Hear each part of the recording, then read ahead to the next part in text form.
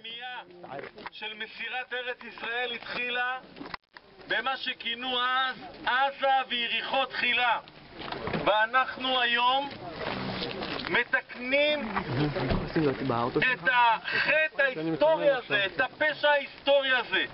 יריחו היא המפתח לארץ ישראל כולה.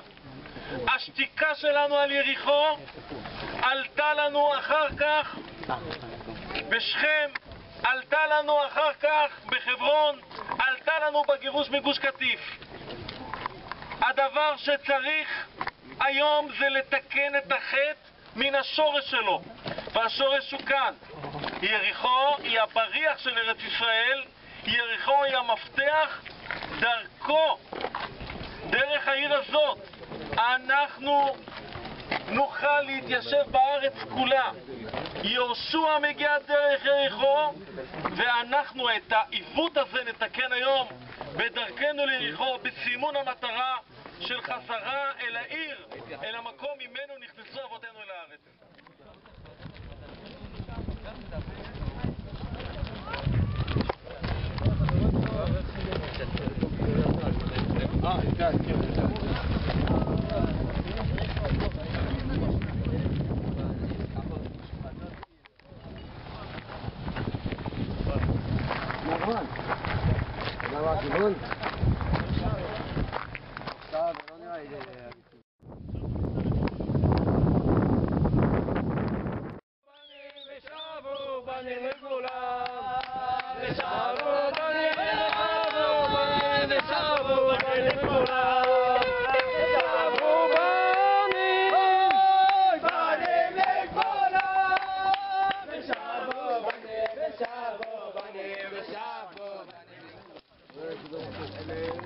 מי שלא ממשיך איתנו לשלום על ישראל יעצר.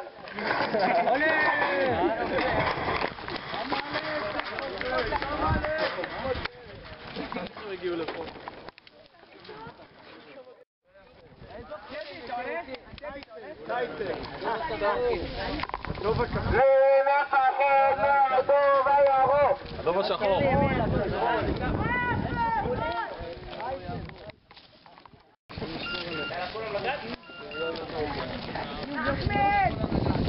לא יודע, אולי תדברו איתו. מה? אני לא שומע. נוציא פה את קיסם למדורה. טוב, אני אחזור אליך. תרים טייס, תביא אותה ישר! תביא טייס ישר! יאללה, נוער הבא! תביא טייס ישר! ישר! מה העניין? זה מאוד נכון. זה מאוד נכון. לא, שלא יכול להיכנס, אנחנו רוצים להיכנס. אתה רוצה תתחיל שם מדורה חדשה. בוא איתי.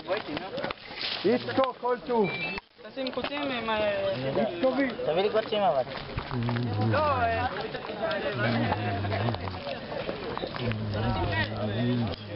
חבר'ה, אנחנו חושבת משהו בערוץ 7.